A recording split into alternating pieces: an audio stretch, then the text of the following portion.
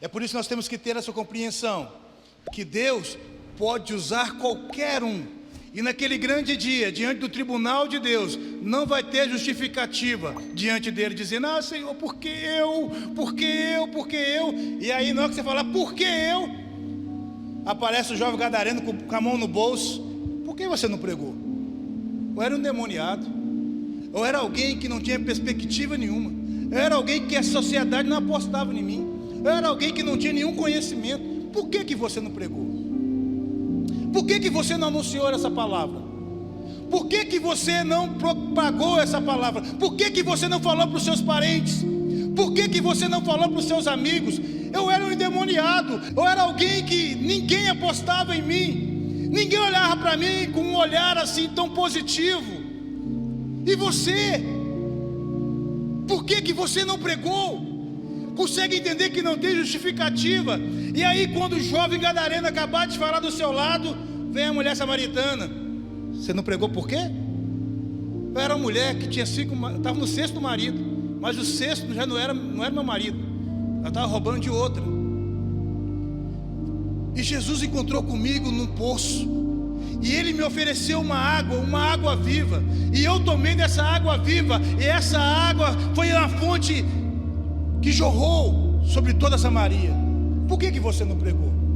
Por que você não anunciou a palavra? E talvez por detrás vem Zaqueu pequenino. Por que você não pregou?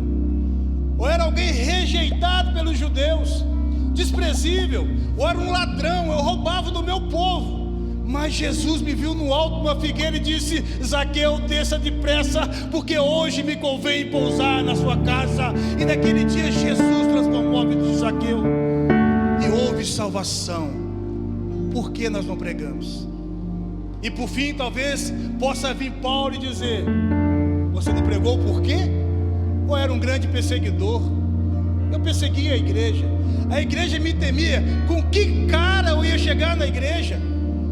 Eu acabara de invadir a casa de todo mundo e bater em todo mundo, e agora eu chego na igreja pagando de crentinho.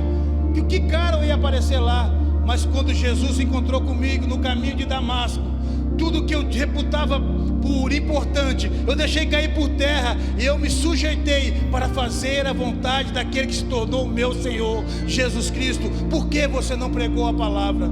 Consegue entender que Deus está em busca dos improváveis? Consegue entender que não tem ninguém que não possa pregar a palavra? Consegue entender que o Evangelho é algo democrático, que eu e você podemos pregar de qualquer maneira para qualquer pessoa?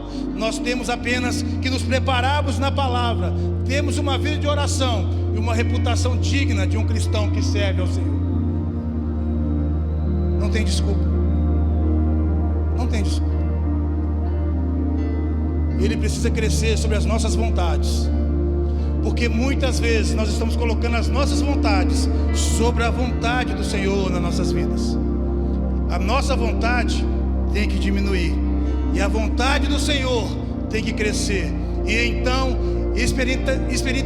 nós vamos experimentar a grandeza da pregação genuína do Evangelho de Cristo, quando Ele for tudo sobre nós, quando a vontade dele for totalmente dominante sobre as nossas vidas. Então nós experimentaremos a boa, perfeita vontade